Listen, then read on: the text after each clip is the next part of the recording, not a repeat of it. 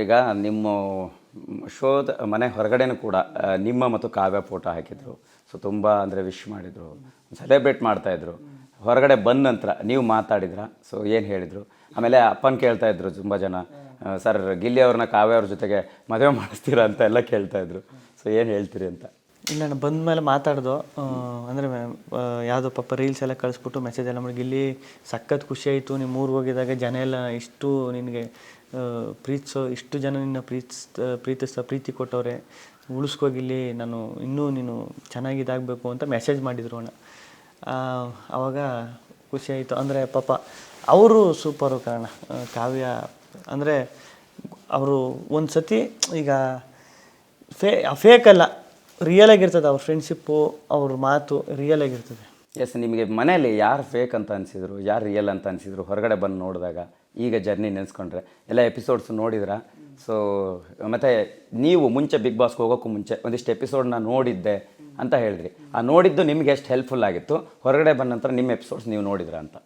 ಹೊರಗಡೆ ಬಂದು ನನ್ನ ಎಪಿಸೋಡ್ಸ್ ನಾನು ಎಲ್ಲಣ್ಣ ನೋಡೇ ಇಲ್ಲ. ಸ್ಟಾರ್ಟ್ ನೋಡಬೇಕು, ಬರೀ ಇದು ರೀಲ್ಸು ಇದರಲ್ಲಿ ನೋಡೋದೇ ಆಗೋಯ್ತು. ಒಳಗಡೆ ಇದ್ದಾಗ ಫೇಕು ಅಂತ ನನಗೆ ಯಾರು, ಅಂದರೆ ಅಲ್ಲಿಗೂ ಇಲ್ಲಿಗೂ ಏನು ಡಿಫ್ರೆನ್ಸ್ ಅನಿಸಿಲ್ಲ ಅಣ್ಣ. ಅಲ್ಲಿದ್ದಂಗೆ ಹೊರಗಡೆನೇ ಇದ್ದರು ಎಲ್ಲ. ಅವ್ರವ್ರು ಆಟ ಆಡೋರು ಅದೇ. ಈಗ ಎಲ್ಲರೂ ಜನರಿಗೆ ಯಾವ ಟೈಮಲ್ಲಿ ಯಾವ ಮೂಮೆಂಟಲ್ಲಿ ಇಷ್ಟ ಆಯ್ತಾರೆ, ಯಾವ ಮೂಮೆಂಟಲ್ಲಿ ಇಷ್ಟ ಆಗಲ್ಲ ಅಂತ ಯಾರೂ ಜಡ್ಜೆ ಮಾಡೋಕ್ಕಾಗಲ್ಲ ಅಣ್ಣ.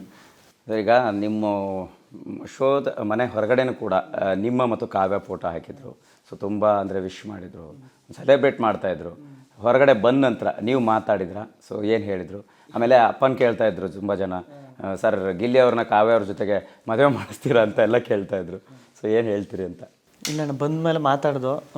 ಅಂದರೆ ಯಾವುದೋ ಪಾಪ ರೀಲ್ಸ್ ಎಲ್ಲ ಕಳಿಸ್ಬಿಟ್ಟು ಮೆಸೇಜ್ ಎಲ್ಲ ಮಾಡಿ, ಗಿಲ್ಲಿ ಸಖತ್ ಖುಷಿ ಆಯಿತು ನಿಮ್ಮ ಊರಿಗೆ ಹೋಗಿದಾಗ, ಜನ ಎಲ್ಲ ಇಷ್ಟು ನಿನಗೆ ಪ್ರೀತಿಸೋ, ಇಷ್ಟು ಜನ ನಿನ್ನ ಪ್ರೀತಿ ಕೊಟ್ಟವ್ರೆ, ಉಳಿಸ್ಕೋ ಗಿಲ್ಲಿ, ನಾನು ಇನ್ನೂ ನೀನು ಚೆನ್ನಾಗಿದಾಗಬೇಕು ಅಂತ ಮೆಸೇಜ್ ಮಾಡಿದರು ಅಣ್ಣ.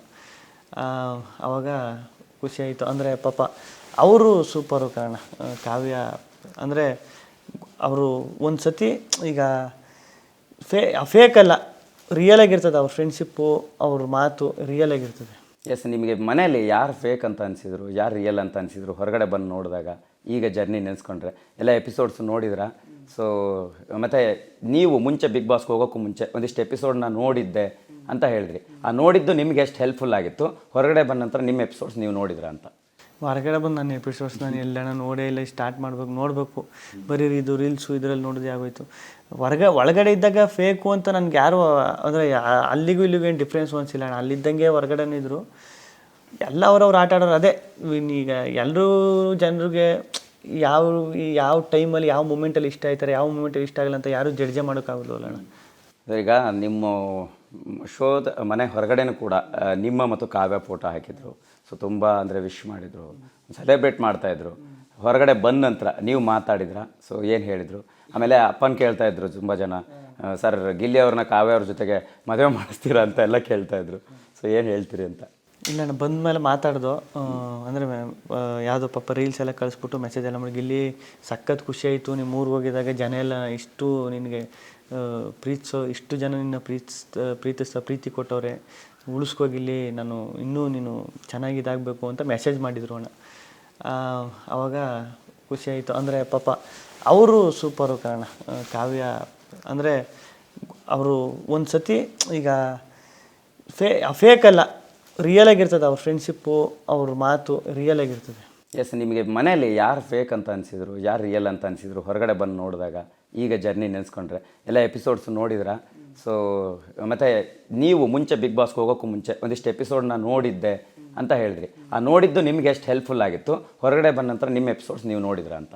ಹೊರಗಡೆ ಬಂದು ನನ್ನ ಎಪಿಸೋಡ್ಸ್ ನಾನು ಎಲ್ಲಣ್ಣ ನೋಡೇ ಇಲ್ಲ. ಸ್ಟಾರ್ಟ್ ನೋಡಬೇಕು, ಬರೀ ಇದು ರೀಲ್ಸು ಇದರಲ್ಲಿ ನೋಡೋದೇ ಆಗೋಯ್ತು. ಒಳಗಡೆ ಇದ್ದಾಗ ಫೇಕು ಅಂತ ನನಗೆ ಯಾರು, ಅಂದರೆ ಅಲ್ಲಿಗೂ ಇಲ್ಲಿಗೂ ಏನು ಡಿಫ್ರೆನ್ಸ್ ಅನಿಸಿಲ್ಲ ಅಣ್ಣ. ಅಲ್ಲಿದ್ದಂಗೆ ಹೊರಗಡೆನೇ ಇದ್ದರು ಎಲ್ಲ. ಅವ್ರವ್ರು ಆಟ ಆಡೋರು ಅದೇ. ಈಗ ಎಲ್ಲರೂ ಜನರಿಗೆ ಯಾವ ಟೈಮಲ್ಲಿ ಯಾವ ಮೂಮೆಂಟಲ್ಲಿ ಇಷ್ಟ ಆಯ್ತಾರೆ, ಯಾವ ಮೂಮೆಂಟಲ್ಲಿ ಇಷ್ಟ ಆಗಲ್ಲ ಅಂತ ಯಾರೂ ಜಡ್ಜೆ ಮಾಡೋಕ್ಕಾಗಲ್ಲ ಅಣ್ಣ.